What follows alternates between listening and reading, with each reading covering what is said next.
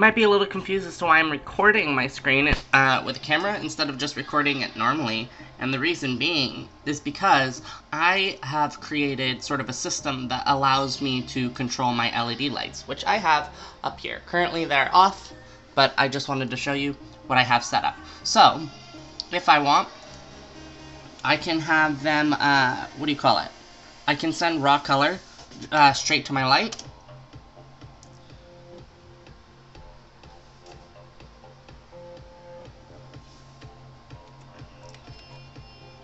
And here we'll see me changing the hue to green. We'll do it one more with blue. And here we'll get rid of the saturation, which will make the light, white instead. I've also got patterns that I've programmed in. So this one is called Static Rainbow, because these are, individually addressable LEDs, which means each LED can be its own color, instead of having them all be the same color. The rainbow's not quite as small as it's supposed to be. It's supposed to start at red and end at red, but I haven't worked on it in a while, so it only goes up to blue and then stops. That's a problem. And then I also have one, for example, called Chasing Rainbow.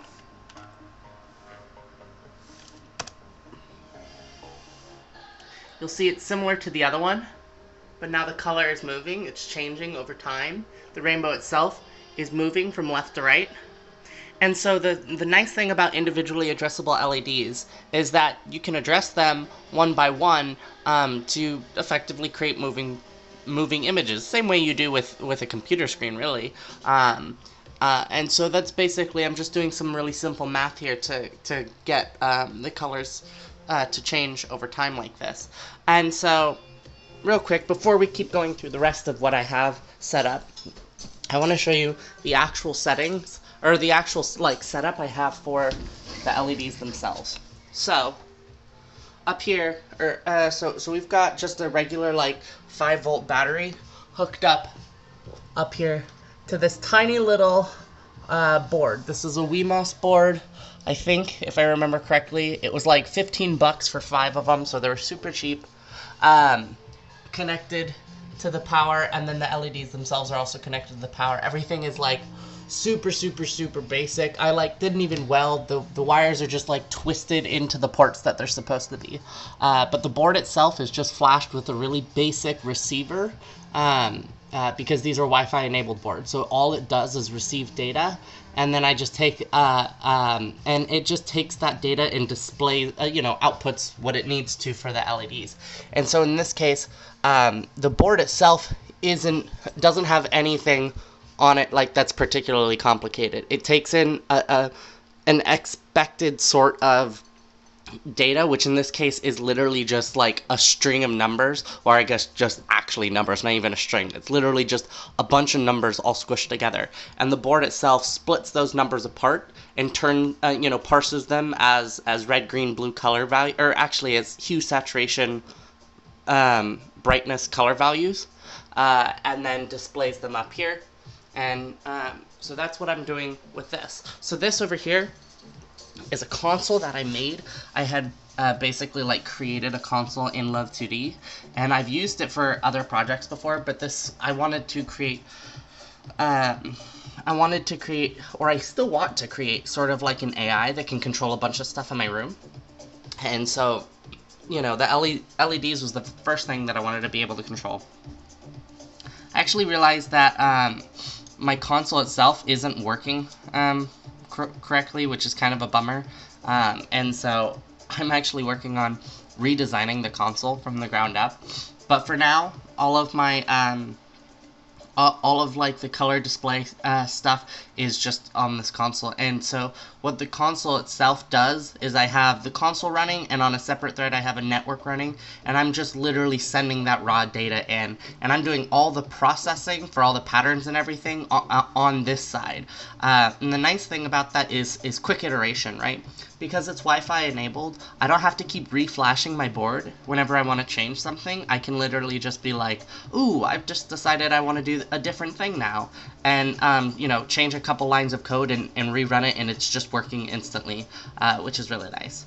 So, another one I've got is, we'll say blink.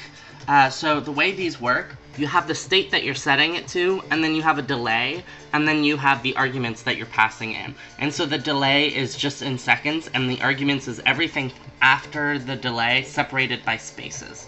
And so the arguments are based on like the specific thing. So if I were to pass in arguments to static rainbow, nothing would have happened because it doesn't expect any arguments. But if I don't pass in arguments to raw color, I believe it just like sets it to like a default white or black or something, I can't remember.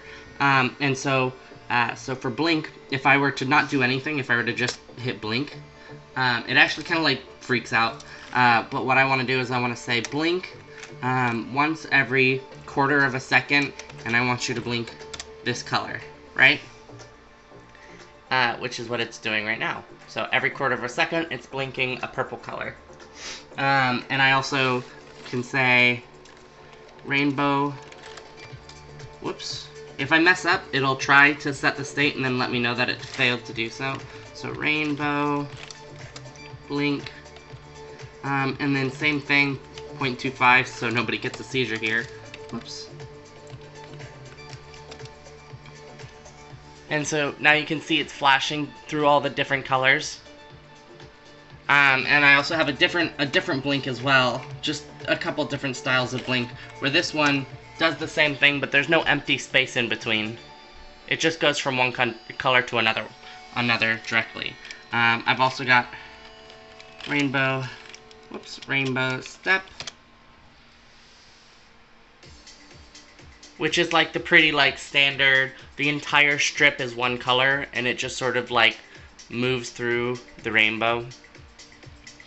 We've also got a marquee.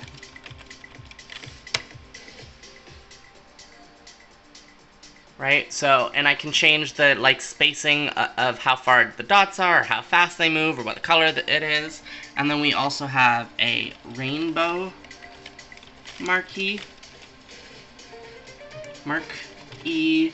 And, again, let's do a little bit slower this time.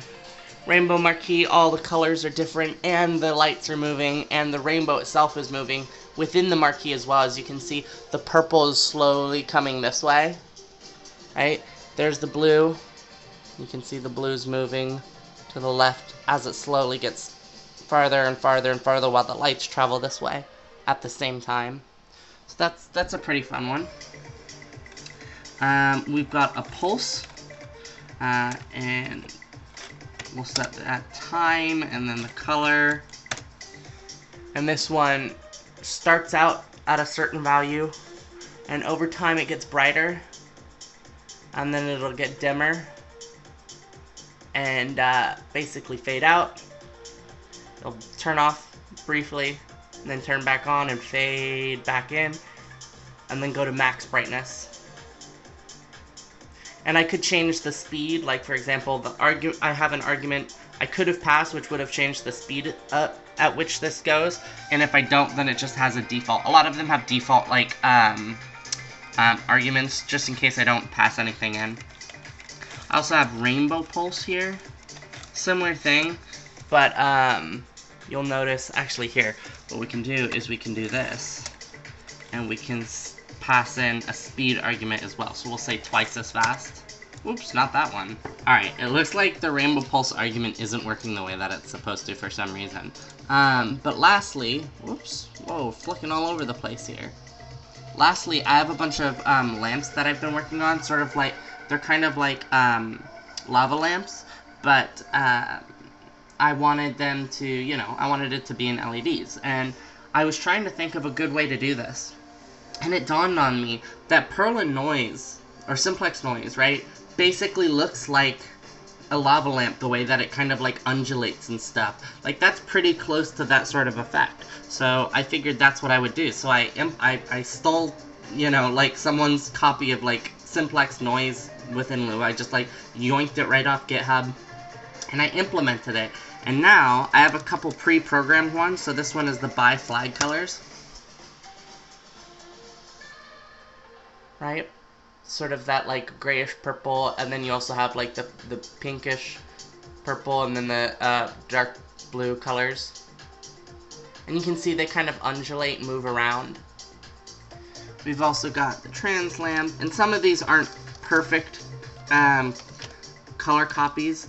I have made some modifications, like the blue in this is brighter than it's supposed to be, but the white I noticed overpowered the blue previously, so I made some modifications so that it didn't like do that quite as much. And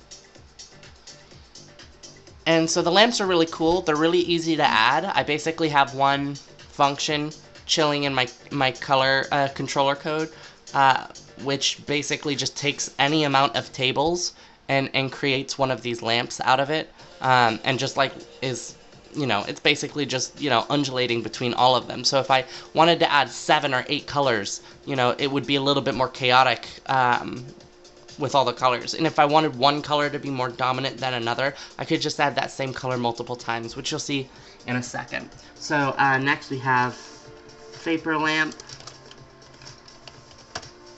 There is actually a way to sort of manually input these colors, but it's kind of pain in the ass, so I figured I'd just show you all the custom ones that I had pre-packaged up. So this one's just some colors I found online. I just, you know, Googled, what do you call it, like a color sheet, and got the values, threw them into the thing, and out comes one of these really cool looking patterns. So next we've got Cyberpunk lamp.